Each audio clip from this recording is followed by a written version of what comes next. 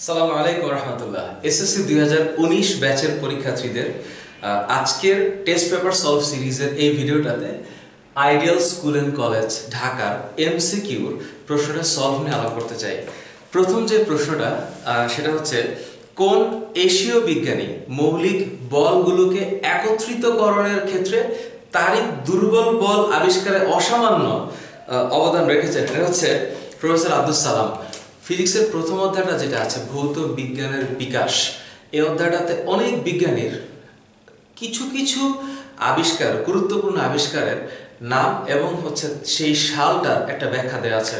তোমরা যারা এই মুহূর্তে এই ভিডিওটা দেখছো, তোমাদের কাছে রিকোয়েস্ট, তোমরা যদি এখনো ওই যে ফিজিক্সের প্রথম অধ্যায়ের সায়েন্টিস্টদের যে লিস্ট আছে এটা যদি মনে না থাকে, একটা কাজ করতে পারো, সেটা হচ্ছে খাতার মধ্যে একটা রুল টেনে এরকম ভাবে 3টা ঘর করতে পারো, যে ঘরগুলোতে প্রথমে এরকম ভাবে বিজ্ঞানীদের একটা নাম থাকবে এবং সাল থাকবে এবং আবিষ্কার থাকবে। হ্যাঁ, তো এরকম একটা চার্ট করে যতজন বিজ্ঞানীর নাম বইয়ে লেখা আছে সেই বিজ্ঞানীর নাম লিখে যত সালে তিনি যে আবিষ্কারটা করেছেন সেই আবিষ্কারের নাম লিখে একটা লিস্ট করো, তাহলে এই লিস্টটা তোমাকে মনে রাখতে সহায়তা করবে যে কোন বিজ্ঞানী কি কাজটা করেছেন। তবে এটা একটু টাফ, অনেক ইনফরমেশনের ক্ষেত্রে মানুষ সবকিছু মনে রাখতে পারে না, কিন্তু প্র্যাকটিস করলে পরীক্ষার আগের রাতে তুমি যখন পড়ে যাবা তখন তোমার জন্য এটা ইজিয়ার হবে মনে রাখাটা। সো এটা তুমি করে নিতে পারো। প্রথম কোশ্চেনের অ্যান্সার হচ্ছে প্রফেসর আব্দুস সালাম। দ্বিতীয় কোশ্চেন, সরল দোলকের দোলনকাল নির্ণয়ের সময় দোলন সংখ্যা নির্ণয়ে যদি কেউ ভুল করে। তোমরা যারা সরল দোলক সম্পর্কে জানো বা জানো না, আমি সরল দোলক নিয়ে একটা আলাদা ভিডিও আপলোড করেছি, যদিও এটা 2019 সালে আমি যেহেতু ভিডিওটা করছি, জানুয়ারির আজকে 16 তারিখ, যে এই ফিজিক্সের বইটার মধ্যে সরল দোলক নিয়ে খুব একটা কোনো ব্যাখ্যা নাই, কিন্তু সরল দোলক নিয়ে আমি একটা আলাদা ভিডিও অলরেডি আপলোড করেছি, যে সরল দোলকের ক্ষেত্রে কোনটাকে কি বলে। সেক্ষেত্রে এই যে একটা বল, সেই বলটা হচ্ছে দুলতে থাকে। এখন একজন যিনি এটা মাপছেন, মানে গণনা করছেন, তিনি যদি 20টা দোলন হলো এবং উনি যদি 19টা গণেন, তাহলে এটা হচ্ছে তার ব্যক্তিগত ত্রুটি। এটা কিন্তু কোনো যান্ত্রিক ত্রুটি, আমরা ফিজিক্সের প্রথম অধ্যায়ের শেষের দিকে যান্ত্রিক ত্রুটির কয়েকটা অংশ নিয়ে বলা হয়েছে, দৈব ত্রুটি, ব্যক্তিগত ত্রুটি, আর একটা কি আছে জানো? আচ্ছা হ্যাঁ, আরেকটা হচ্ছে যে ধনাত্মক আর ঋণাত্মক ত্রুটি। এটা সাধারণত স্ক্রু গজের ক্ষেত্রে আর স্লাইড ক্যালিপার্সের ক্ষেত্রে হয় যখন শূন্য দাগটা না মিলে, বাট ওনার ক্ষেত্রে যিনি ভুল করেছেন দোলন সংখ্যা গুনতে গিয়ে, সেই ভুলটা হচ্ছে ব্যক্তিগত ভুল। পীড়নের মাত্রা কোনটা? আচ্ছা, ফিজিক্সের পঞ্চম অধ্যায়ে হুকের সূত্রে তোমরা যখন পড়েছো যে স্থিতিস্থাপক সীমার মধ্যে পীড়ন বিকৃতির সমানুপাতিক, তোমরা জানো যে সেখানে পীড়ন বলতে, হ্যাঁ, পীড়ন বলতে যেটাকে বোঝানো হয়েছে সেটা হচ্ছে বল বাই ক্ষেত্রফল। তো আমরা কিন্তু জানি যে বলের মাত্রা হচ্ছে mLT ইনভার্স 2। এইটা কোথা থেকে আসছে? এটা তোমাদের ডেফিনেটলি জানার কথা, যে বল মানে হচ্ছে ভর ইনটু ত্বরণ, তাই না? তো আমরা এখান থেকেই কিন্তু আমরা ভর পাচ্ছি m, ত্বরণ পাচ্ছি L বাই টি স্কয়ার। সেই দিক থেকে বলের মাত্রা হচ্ছে mLT ইনভার্স 2। তো বলের মাত্রা t ইনভার্স 2, আর এটা হচ্ছে ক্ষেত্রফল। তো ক্ষেত্রফল মানে হচ্ছে দৈর্ঘ্য ইনটু প্রস্থ, অর্থাৎ দুইটা সরণ গুণ করতে হয়, তাহলে সেটা হচ্ছে L স্কয়ার। তো L বাই L স্কয়ার হিসাব করলে কিন্তু এখানে একটা L মাইনাস বা L ভার্সেস 1 আসে। সো এটা হচ্ছে mL ইনভার্স 1 t ইনভার্স 2। একটা 9 এর একটা স্টুডেন্ট প্রথম যখন ফিজিক্সটা পড়বে, তার কাছে এটা একটু চিন্তা করতে হবে, কিন্তু তোমরা যারা এই মুহূর্তে এসএসসি পরীক্ষার জন্য প্রিপারেশন নিচ্ছ তাদের কাছে এটা আসলে কোনো বিষয় না। আই হোপ যে এটা এরকম হবে, mL inverse 1 t inverse 2। So এই হচ্ছে বিষয়। এরপর হচ্ছে 4 নম্বর কোশ্চেন, একটি অবতল লেন্সের ফোকাস দূরত্ব 20 সেন্টিমিটার। তো আমরা জানি ক্ষমতা চেয়েছে, হ্যাঁ, তো ক্ষমতা P is equal to 1/f, but this is very important. তোমরা যারা ফিজিক্সের ম্যাথ করছো তোমাদের মনে রাখতে হবে এটা কিন্তু মিটারে হিসাব করতে হবে। ফোকাস মিটারে হিসাব করতে হবে। তো এফ এর মান দেওয়া আছে 20 centimetre, so this would be 0.2 metre. So if it is 0.2 metre, তাহলে ক্ষমতা হচ্ছে 1/0.2।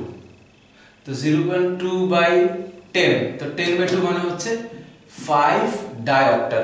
বাট যেহেতু বলেছে এটা হচ্ছে অবতল কি অবতল লেন্স, তো সেক্ষেত্রে এই 5 এর ক্ষেত্রে মাইনাস হবে।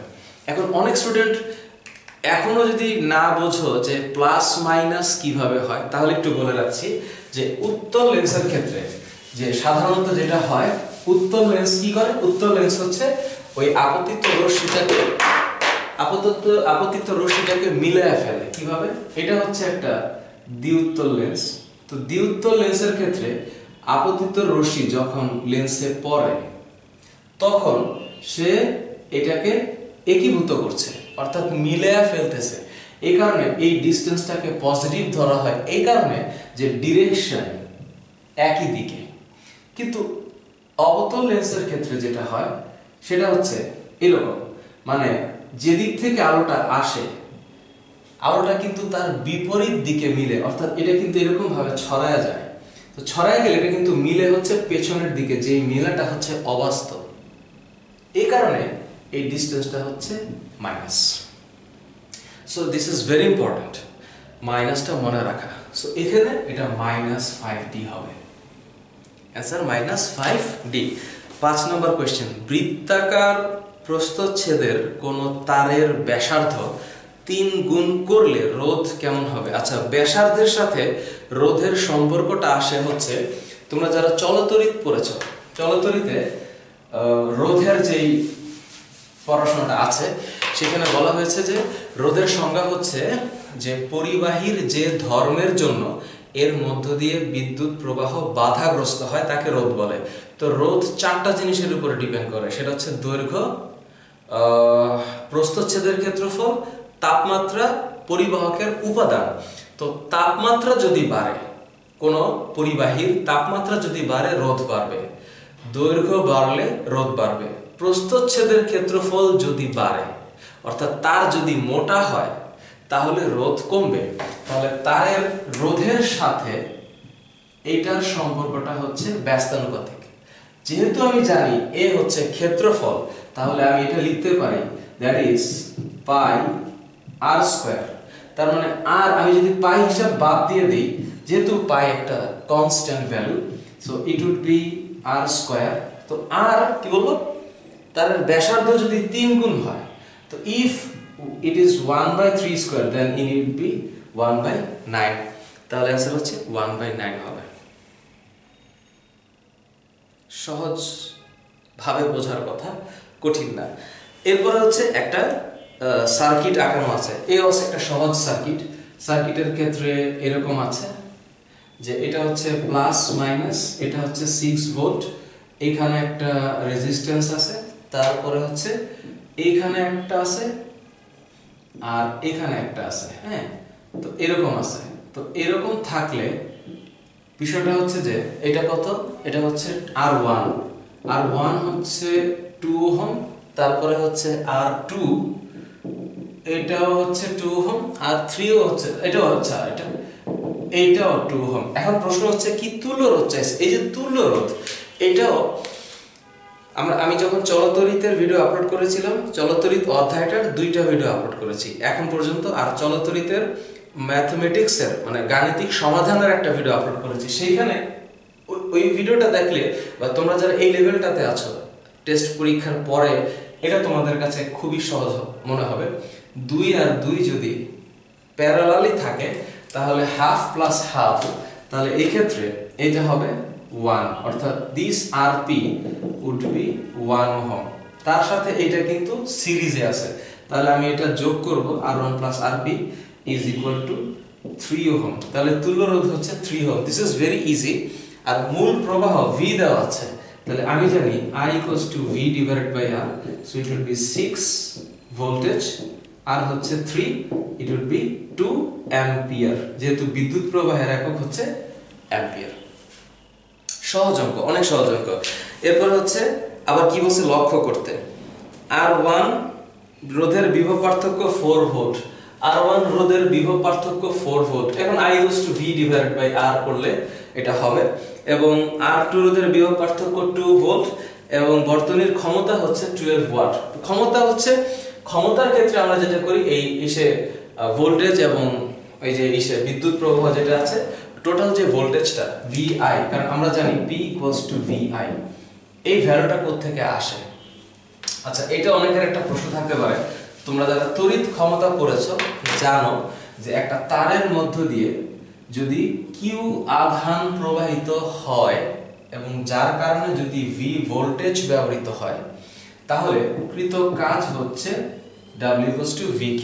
তো আমরা জানি যে ক্ষমতা হচ্ছে কৃত কাজ বাই সময়, সো W আচ্ছা, তো ক্ষমতা বের করব আমি, তো আমি জানি W/T, তো W হচ্ছে এটা হচ্ছে কি হবে VQ/T।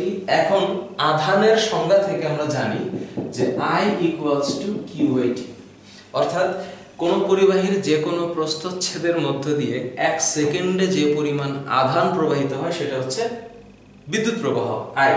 তাহলে I = যদি Q/T হয় তাহলে Q = IT। সো Q = যদি IT হয় তাহলে এই মানটা যদি আমি এখানে বসায় দেই তাহলে it would be VIT/T। So TT কাটা থাকলো হচ্ছে VI। তার মানে কোন বর্তনীর বা কোন তারের পাওয়ার বের করতে গেলে আমি তার ভোল্টেজ এবং বিদ্যুৎ প্রবাহ গুণ করব। যেহেতু ভোল্টেজ হচ্ছে 6 ভোল্ট তাহলে I হচ্ছে 2 ampere, so it would be 12 watt. So in this case এই তিনটাই রাইট অ্যান্সার। পরেরটা 19, গোলীয় দর্পণে কয়টি গৌণ অক্ষ আছে?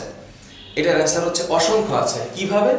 গোলীয় দর্পণ যেটা, সেই গোলীয় দর্পণটাকে একটু যদি আমরা চিন্তা করি, আমরা তো এতটুকু আঁকাই, আমরা আজকে একটু যদি বড় করে আঁকাই, যে এটার একটা কেন্দ্র আছে। তো কেন্দ্রের ক্ষেত্রে আমরা যখন একটা হিসাব করি যে আমরা এতটুকু চিন্তা করি যে এতটুকু হচ্ছে আমার দর্পণ, কিন্তু পুরাটাই আমরা চিন্তা করলাম, তো এটা হচ্ছে কি, এটা হচ্ছে প্রধান ফোকাস। তো পুরা গোলাটাকে চিন্তা করি তাহলে এই বক্রতার কেন্দ্র দিয়ে যে রেখাটাই দর্পণে আপতিত হবে সেটাই হচ্ছে গৌণ অক্ষ। একটাই প্রধান অক্ষ যেটা প্রধান ফোকাসকে দিয়ে দর্পণে আপতিত হয় সেটা হচ্ছে প্রধান অক্ষ, বাকিগুলো হচ্ছে সেকেন্ডারি অ্যাক্সিস। সুতরাং গৌণ অক্ষের সংখ্যা হচ্ছে অসংখ্য। পরের কোশ্চেন 10, তাপমাত্রার পার্থক্য 10 ডিগ্রি সেলসিয়াস হলে ফারেনহাইট স্কেলে কত হবে? তো এটার ক্ষেত্রে একটা বিষয় হচ্ছে ফারেনহাইটের সাথে সেলসিয়াসের সম্পর্কটা বোঝার জন্য বস্তুর উপর তাপের প্রভাব যে অধ্যায়টা, সেখানে CF এবং K এর সাথে একটা সম্পর্ক আছে। সেই সম্পর্কের কথা যদি তোমাদের মনে থাকে তাহলে ডেফিনেটলি মনে রাখবা যে সেলসিয়াসের নিম্ন স্থিরাঙ্ক হচ্ছে 0, ঊর্ধ্ব স্থিরাঙ্ক হচ্ছে 100 - 0, এটা তোমরা জানো। তো ফারেনহাইটের ক্ষেত্রে সিমিলারলি নিম্ন স্থিরাঙ্ক হচ্ছে 32, এটা হচ্ছে 212 - 32। সিমিলারলি টেম্পারেচার অফ কেলভিনের ক্ষেত্রে হচ্ছে 273, ঊর্ধ্ব স্থিরাঙ্ক হচ্ছে 373/273, এটা জানো। অর্থাৎ TC/100 = TF - 32/180, TK - 273/100। সো আমি যদি এখন সবগুলোকে 20 দিয়ে ভাগ করি, গুণ করি, 20 20 20 20, তাহলে এটা কি হবে? TC/5 = TF - 32/9, TK - 273/5।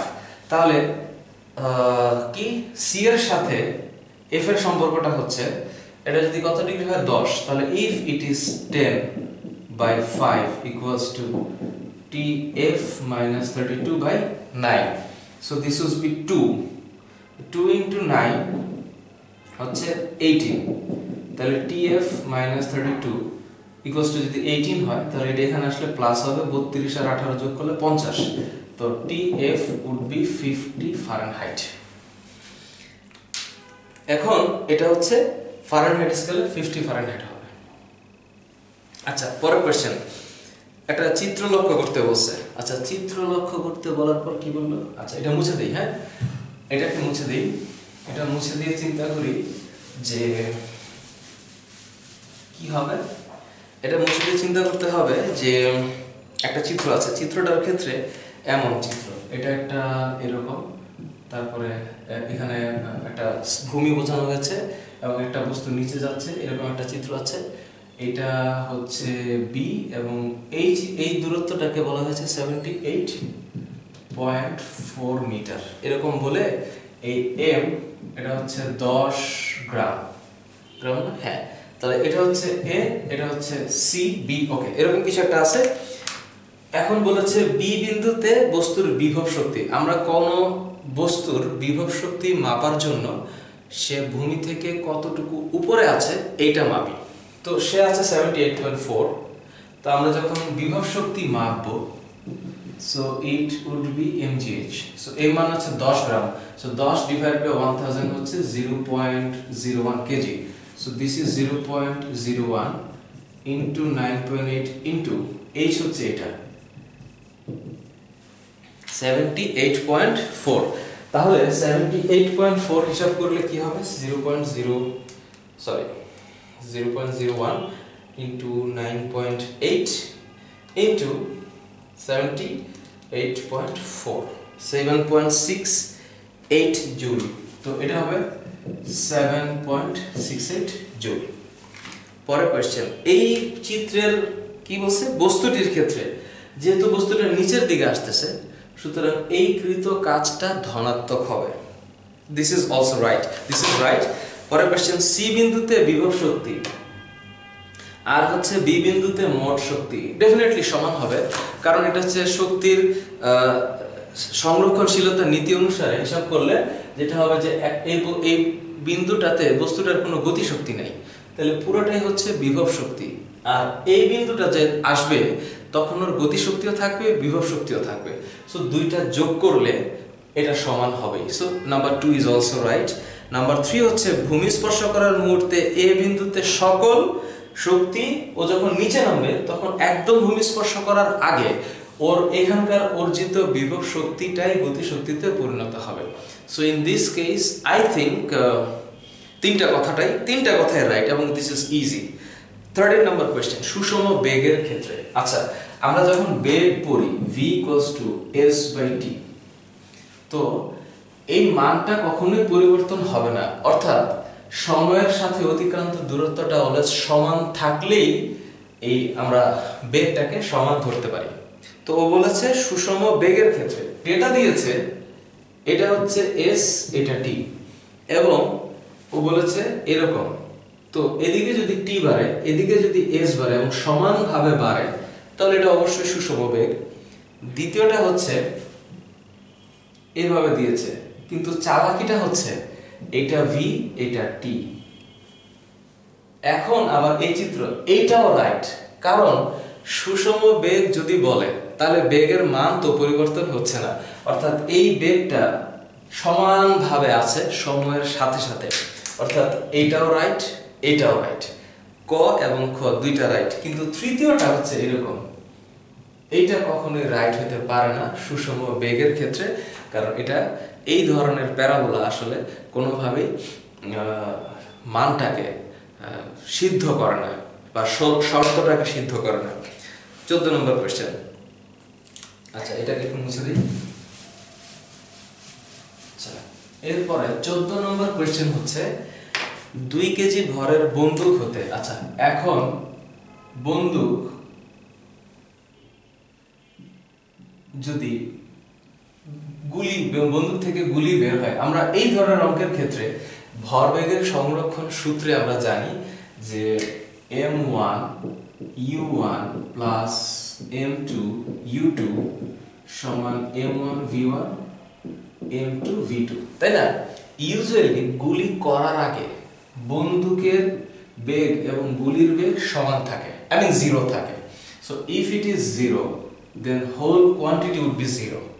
তখন আমরা এখানে 1 2 টাকে কাউন্ট না করে বন্দুকের ভরকে ক্যাপিটাল এম আর গুলির ভরকে স্মল এম ধরে এভাবে লিখি mv plus mv equals to 0। তো বন্দুকের ভর হচ্ছে ক্যাপিটাল এম, সেটা হচ্ছে 2 কেজি, এটা হচ্ছে 2 কেজি। ভরের বন্দুক হচ্ছে 20 মিটার পার সেকেন্ড, তো এটা হচ্ছে 200 মিটার পার সেকেন্ড একটা গুলি বেরিয়েছে এবং 15 গ্রাম ভরের গুলি, তাহলে এটা হচ্ছে 15 গ্রাম which is 0.015 কেজি। তার ক্যাপিটাল ভি কত, এরকম। তো মাইনাস, এটা এমনি পশ্চাৎবেগ এমনিতেই মাইনাস আসবে। তো স্মল এম হচ্ছে 0.015, স্মল ভি হচ্ছে 200 এন্ড ক্যাপিটাল এম হচ্ছে 2। কত হলো? এটা কি আসবে? এটা 100 হবে। তো এটা 100 হলে এটা ধরেন এদিকে চলে আসবে, তাহলে হচ্ছে 1.5 মিটার পার সেকেন্ড হবে। Hopefully I think if I am not wrong 0.015 into 200 divided by 2, this one is 1.5 metre per second capital V. হ্যাঁ ঠিক আছে। এরপর হচ্ছে তড়িৎ মোটরে অবিরত ঘূর্ণন বিদ্যমান থাকার কারণ কি? কারণ হচ্ছে অপশন কি বলেছে? গতি জড়তা, ডেফিনেটলি গতি জড়তার কারণে ইউ আকৃতির চুম্বক অবশ্যই একটা কারণ, তারের চুম্বক বলতো ডেফিনেটলি অ্যান্সার 1, 2, 3। তারপর হচ্ছে 5 কুলম্ব আধান হতে 0.5 মিটার দূরবর্তী কোনো বিন্দুতে তীব্রতা কত? তড়িৎ তীব্রতা, তড়িৎ তীব্রতার সূত্র হচ্ছে E equals to K Q by R square। তো এই ক্ষেত্রে K হচ্ছে 9 into 10 to the power 9, Q হচ্ছে আধান কত বলেছে? 5 কুলম্ব, আর এটা কত? 0.5 metre. So this is given metre, so it will be what? আমরা যদি হিসাব করি 9 into 10 to the power 9 into 5 divided by 0.5 square, so this is 1.8 into 10 to the power 11, so 1.8 into 10 to the power 11 এটা হচ্ছে new equals to যেহেতু F by Q, so it will be Newton per coulomb, Newton per coulomb. আচ্ছা 17 নম্বর, অর্ধপরিবাহী ডায়োডকে কি বলে? অর্ধপরিবাহী ডায়োডকে rectifier বলে। MRI পরীক্ষার সাহায্যে নির্ণয় করা হয়। এমআরআই মানে হচ্ছে ম্যাগনেটিক রেডিয়েশন ইমেজিং। এই পরীক্ষায় মেরুরজ্জুর বিস্তৃত বিম্ব পাওয়া যায়, রাইট। পিঠের ব্যথার তীব্রতা, হৃৎপিণ্ডের অস্বাভাবিক স্পন্দন, এটা দিয়ে পাওয়া যাবে না। সো 1 ও 2 হচ্ছে রাইট। পরের কোয়েশ্চেনটা আবার একটু শব্দ থেকে করেছে। হ্যাঁ, তো শব্দ থেকে যে করেছে সেক্ষেত্রে শব্দ থেকে করেছে সেটা হচ্ছে কি 10 ডিগ্রি সেলসিয়াস তাপমাত্রায় হাতুড়ি দিয়ে একটি ফাঁপা লোহার পাইপের এক প্রান্তে আঘাত করা হলো। তো এটা হচ্ছে লোহা, তো লোহার প্রান্ত হচ্ছে, লোহাটা হচ্ছে ফাঁপা, তো এই লোহার এক প্রান্তে হাতুড়ি দিয়ে আঘাত করা হয়েছে। তো আঘাত করলে টেম্পারেচার ছিল 10 ডিগ্রি সেলসিয়াস। তো বলেছে হাতুড়িতে ফাঁকা এতে লোহার মধ্য দিয়ে 0.01 সেকেন্ডে, তো 0.01 সেকেন্ডে সাই করে কি হয়ে গেল? অপর প্রান্তে শব্দ চলে গেছে। ওই সময় বায়ুতে শব্দের বেগ লোহার বেগের 15 গুণ বেশি। কি? আচ্ছা লোহার বেগ, আচ্ছা শব্দের বেগ হচ্ছে, আচ্ছা 10 ডিগ্রিতে শব্দের বেগ কত? তাহলে v থিটা হচ্ছে v0 প্লাস থিটা ইনটু 0.6, তাহলে 0 ডিগ্রিতে হচ্ছে 332 plus 10 into 0.6 would be 6 plus 332 338, এটা হচ্ছে বায়ুতে শব্দের বেগ। লোহায় হচ্ছে কত?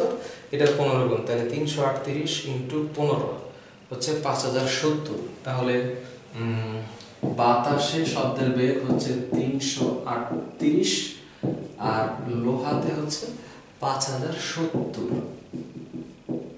যদি এই সিনারিও ঠিক থাকে এবং এতটুকু টাইমের মধ্যে যায়, কি বলছে?